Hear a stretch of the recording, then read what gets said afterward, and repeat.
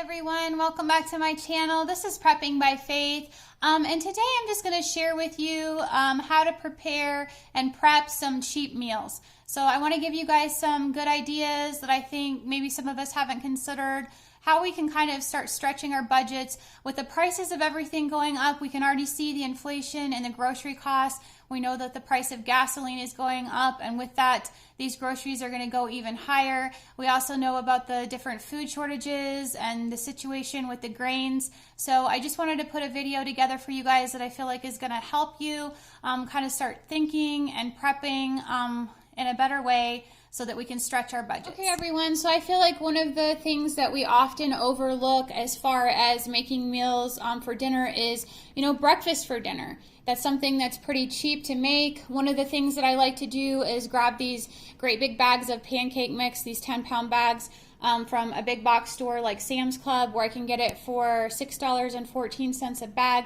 It only takes a little bit of water. You could serve them with some eggs or a little bit of ham. I know bacon is getting really expensive, so I'm not really going to mention that. You could also make oatmeal. You could do breakfast burritos. We also like to make skillets with some veggies and eggs and potato, and then you can throw a little bit of meat in there.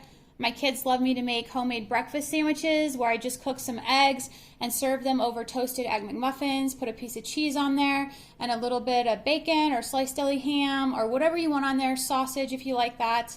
Another one would be French toast. That's another good cheap option, or homemade waffles. So I feel like this is something that we often overlook. We can easily rotate through these, maybe just plan one once a week. And I feel like most kids like breakfast for dinner, so that's going to get them, eating for you pretty well. Another thing that I want to mention is just some casseroles.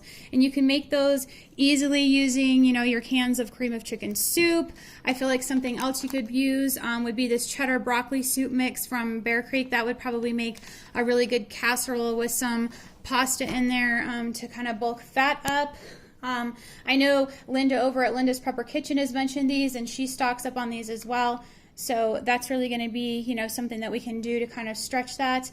We're going to have to go back to making big pots of soup and stews like they did in the Great Depression, and making some homemade biscuits and things to go with it. We can also add things like your rice in there to kind of stretch it and make it last. And I would suggest making larger pots than you need, so you can either freeze it for a quick meal later, or you could even go ahead and serve it for lunch the next day. We're going to have to start eating leftovers, so we do that now in my family. I don't believe in just tossing out leftovers, so we make that a part of our lunch or something like that.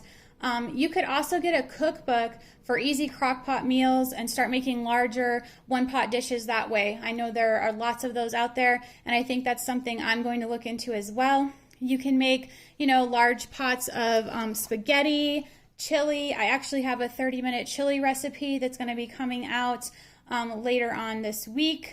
So I'm going to start sharing more recipes and stuff with you guys to help you think of easy meals to make that aren't overly expensive to do. And then during those, I will also mention things that you can substitute, especially during an SHTF situation. So things like your homemade beans here with some ham. That's going to be another one that would be something that you could do that's going to be cheap. I also like to make an easy one-pot meal where you just take some potatoes and carrots, onions, cabbage, chicken stock, and some butter, and you cook that together, and then you toss in a ham steak toward the end for the last few minutes of cooking. It makes a lot, stretches the budget. Another good cheap staple to consider is going to be your potatoes. So you can do a lot of things with potatoes. I mentioned making the skillets. Something else you can do is make a large pot of potato soup, put some macaroni in there to kind of stretch that. You could also do potatoes au gratin. That's another one that's pretty cheap that you can do, and just throw a little bit of ham in there. And then I wanted to mention some things that you guys can consider for quick lunches. So obviously things like ramen noodles, if you don't like those plain because you feel like it's kind of unhealthy, you can just add some veggies and a little bit of canned meat to it. We also like to take the thin spaghetti that I have here, and I like to cook that for lunch and just serve some diced tomatoes over it with some Parmesan cheese. Another great one is some pork and beans. You can take some pork and beans, a few cans of these, and just dice up some hot dogs and put in there. Serve that with bread and butter. We call it beanies and weenies.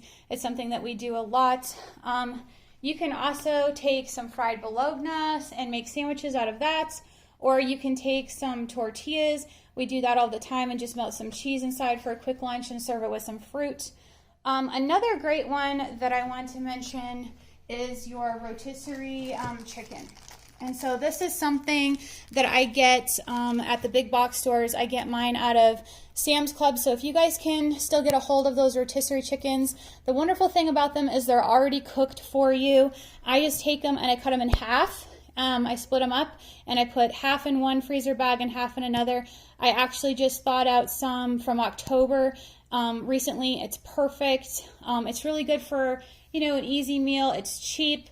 I like to serve them. You can either serve it with some salad and French bread, or you could make some chicken burritos or quesadillas. I love to add them in casseroles. Another thing I do with it is I make some homemade chicken noodle soup.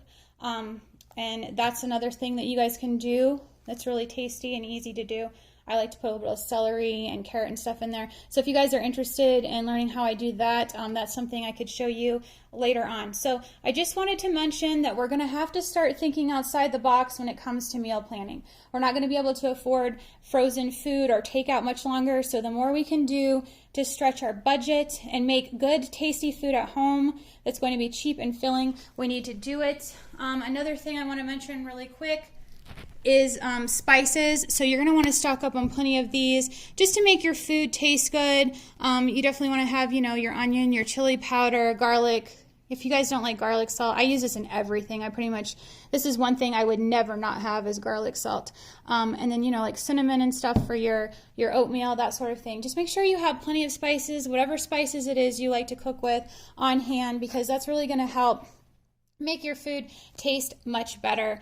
Something else you guys might want to consider is if you can get somebody to watch over the kids when you go shopping, maybe do that, because we all know the more people we have go with us to the grocery store, then the more expensive it gets, right? Because everybody wants something different and they toss more things in the cart that way. So maybe be considering that. Obviously, meal planning, mapping out what you're going to make for the week before you go to the grocery store, so you have a list of everything to kind of pare that down, not grabbing all the extras when you're in there. So if you guys have enjoyed this video, please like, share, and subscribe to my channel. And remember to pray, prep, and put God first. God bless.